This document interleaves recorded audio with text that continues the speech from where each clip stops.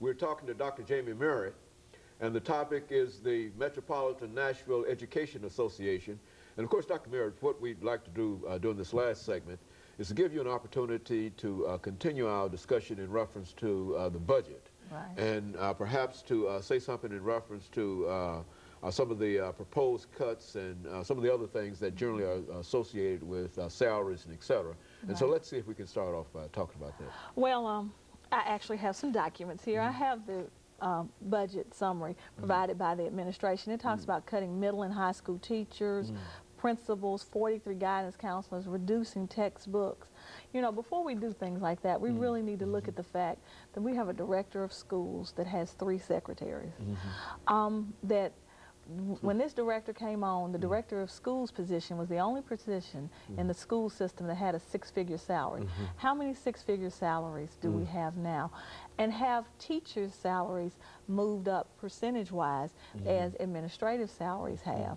And I think you'll find that they have not. But I think we have a board administrator that we didn't have 4 years ago, and that board administrator has an assistant.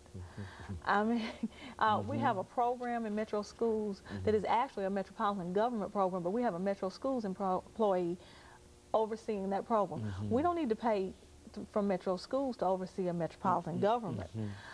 Carolyn Tucker presented a document that I have as well, and although it has some flaws, and Council Lady Tucker will tell you that as well, it has some valid ideas and points that need to be considered. It doesn't close any schools, it doesn't cut any teachers, and it doesn't cut the arts, music, art, PE. It doesn't cut any of those things, and I think that's important. Now, I realize, and the school board would tell you, that the mayor has told them that some of the buildings are not being used to capacity. And I've heard him say that as well. But I think what you have to look at is this the time to do that? This is a community that's going to be hurt because of cuts. How much are you saving by closing schools at this time? They're already going to lose resources, but do they have to lose their community school at this time? So I think all of that is important. So it's not only, you're talking about eliminating a school, but you're eliminating an integral part of that very, very community, and the community certainly will suffer as a result of that school not being there. And so that's one of the possibilities in terms of closing schools and et cetera. And but now let's I think you talked about underutilization of facilities, and now what we have to do, what it seems to me that we have to do, is to get more children involved in the process and use those schools that are underutilized other than cutting them out. Would that be the sentiment of the group, or what? I mean, well, with integration and drawing the lines, there's a whole community that goes to Hillwood that is in this area, actually, and Pearl Cone has low numbers because many people in this community are being bused to Hillwood in terms for racial balance. And I'm not saying we need to go back to segregation by any means, but it's interesting as they look at these lower capacity schools, well, these buildings that are not being used to capacity, that they're all 60% minority. There are other schools that are not being used to capacity as well, but they were not considered for whatever reason. And I actually asked the question a week ago last night to Larry Collier. He said, we brought 4 schools forward, and there are 8 to be closed. And he said, and we were told to look at others. And I asked him who told him and why. And he never answered that question because, you know, what are people's motives? You know, one of the things, though, I think essentially what you're talking about here is what we call neighborhood schools. Is that what we're talking about? Well, the schools they're cutting are... that's what I mean, that are being cut are neighborhood schools. Well, Rose Park, for instance, is a magnet. And kids come from all over the cities. Rose Park used to be a neighborhood school, and there is a percentage of students that come from that community. But that school is performing, and you're going to cut that off? Gateway, and I realize Gateway is a small school, but it is performing. I'm trying to think. Cora Howe. I mean, and the majority of W.A. Bass, these schools are performing, and they're cutting them, and the minority community is concerned. Like I said, Tommy Morton Young is there about these cuts, and I guess it's not the impact of the cut now. You have to look down the road, and someone mentioned last night that it has to do with real estate and people wanting to move people out of the inner city to buy up the housing and then put up these high-rise condos like the Worthing lofts and things of that nature. So it's a bigger picture. People are really bringing a lot of information out. People are doing their homework. But my thing will always be cut things rather than people. Keep the cuts as far away from children. I mean, you look at the central office. I'm sure you saw those bathrooms. Larry Britton did a story. They have just done a major overhaul at central office. How many children visit the central office? And I remember people used to have 30-year desks. They just made do with what they had in central office. And but you think that there's a lot of money that might be spent more wisely in other places. Right. And they will tell you that that's a capital budget, which is different from the operating budget. And I understand that. But when you're fiscally irresponsible in one area, are you going to tell me you're responsible in another?